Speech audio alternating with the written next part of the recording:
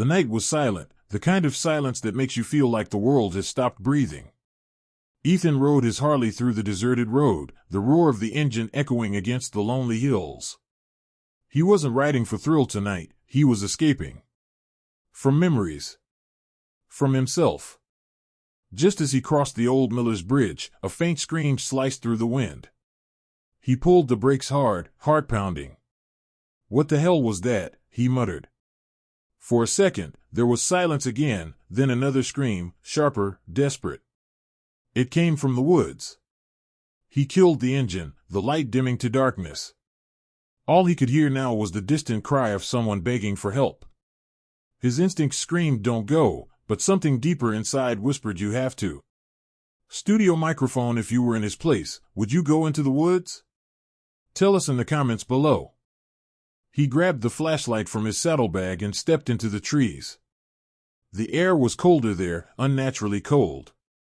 Each step crunched leaves under his boots, and the light barely cut through the fog. He followed the sound, moving deeper into the darkness.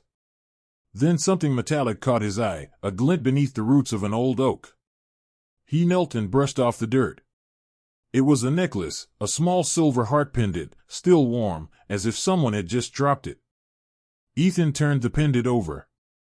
On the back, a name was engraved, Laura. He looked around, nothing but trees and fog.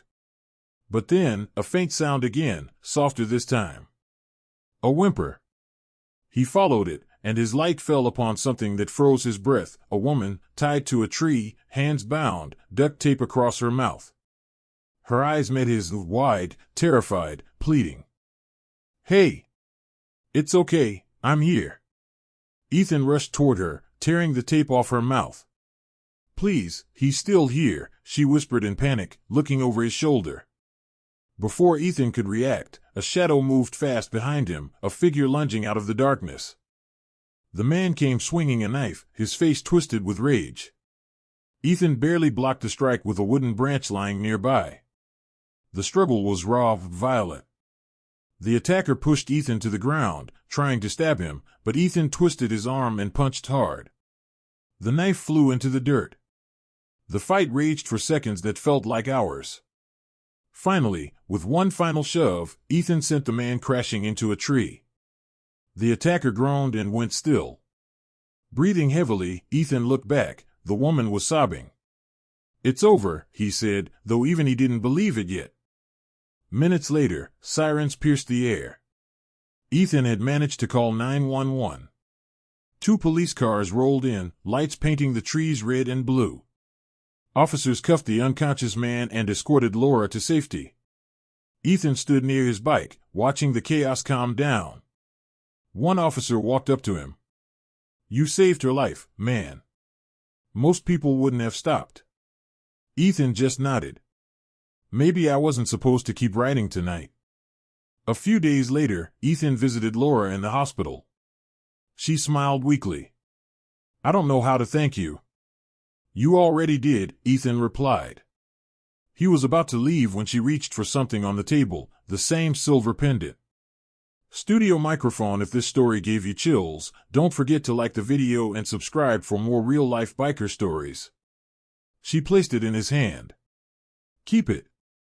You found it, maybe it found you." Ethan smiled faintly, tucking it into his pocket before walking away. A week later, Ethan decided to ride out again, same road, same night. The wind hit his face, but it felt different this time. He stopped near the woods, pulled the necklace from his jacket, and looked at it under the moonlight. The name Laura still shone clearly. Something inside told him to go back, just once. The woods were quiet. Too quiet.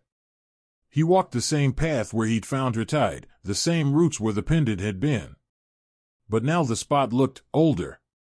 The ropes were gone, replaced by vines. The ground seemed untouched for years. He frowned. "That's impossible," he whispered. Then his flashlight caught something, a glint in the dirt. He bent down, brushed it aside, another necklace. Identical.